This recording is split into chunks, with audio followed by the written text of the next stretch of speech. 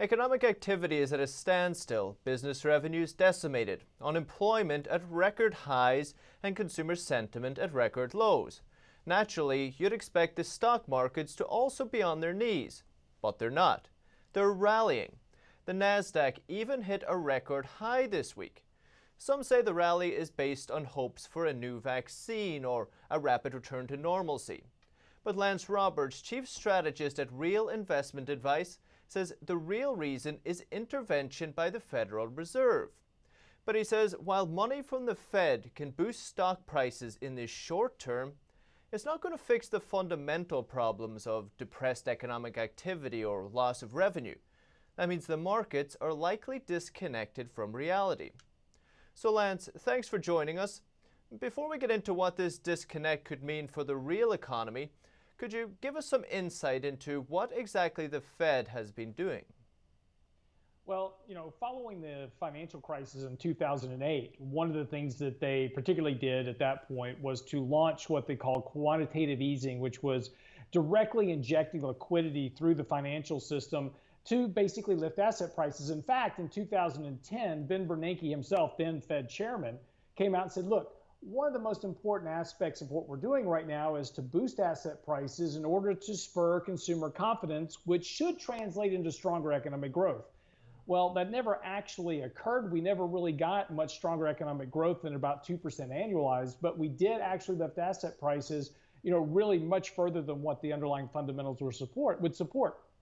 So not surprisingly, after the crash in March, we saw exactly the same type of response, but even bigger this time by the Federal Reserve. That liquidity has to go somewhere. It can't necessarily go directly into the economy. Yes, we did checks to households. We increased unemployment benefits. We did those things, and that certainly provides a one-time impact to consumers. But the majority of liquidity gets kind of bottled up within the financial system. It has to go somewhere, and that goes into financial assets. But more importantly, the Fed has trained investors over the course of the last decade in particular that when they're injecting liquidity into the markets, whether or not you actually agree it gets into stocks directly, when they do this process, they trained investors to buy stocks. That increases asset prices through psychology, and that's what we're seeing a lot of since March. And I believe the Fed this time around has embarked on some unprecedented programs, unprecedented measures. What exactly are they, and what's been the significance of them? Well, some of them aren't as unprecedented as what people think. For instance, like the money market fund support and the credit and the bond support. They actually did that to some degree back in 2008.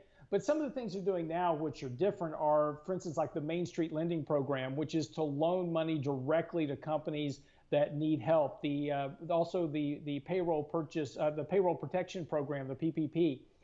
That's also kind of a new adventure for the Fed. What they do is the Treasury issues a certain amount of liquidity for those things through the issuance of debt. The Federal Reserve then takes that in, leverages that 10-to-1, and that's how we get $300 billion into a PPP program or $700 billion into corporate bonds. But importantly, one thing they're doing now that they didn't do before is directly endeavor through what they call special purpose vehicles into actually buying bond ETFs, and particularly junk bond ETFs like JNK and HYG. That was something they didn't delve into last time. It's something they've definitely done this time. And of course, from reading your latest article, these maneuvers are really driving the prices of the stock markets up. Sure. Prices in the stock markets up. And what is the real significance of this disconnect?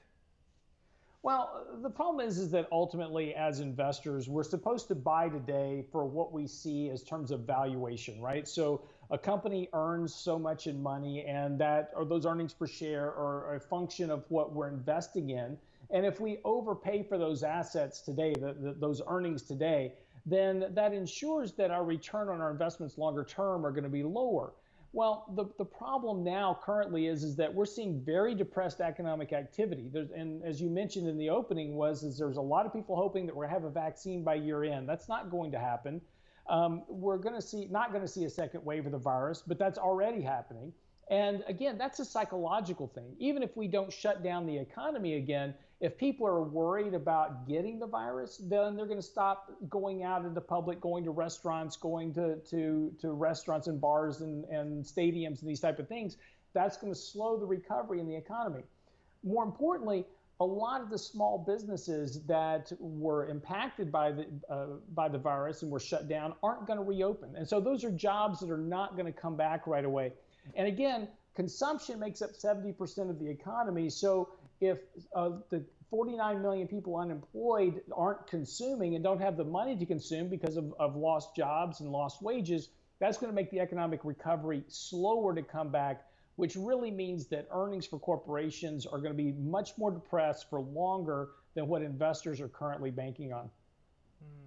And my last question is, so basically we have this disconnect. We could say probably that the prices in the stock markets are overinflated. What could potentially be the turning point? What should people keep an eye out for?